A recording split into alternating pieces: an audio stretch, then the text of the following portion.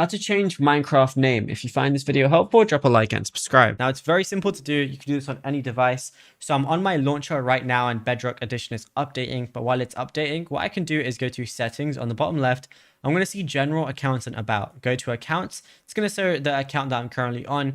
And it shows my name as well, which is my username for Minecraft Bedrock Edition. So all I want to do if I want to change that, press these three little dots and then press manage account like so.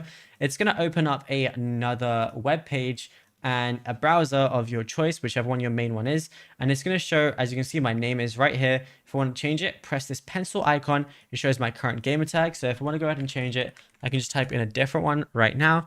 Then go ahead and press next, and then it's going to say continue to payment. So if it's your first time doing it, it's going to be free.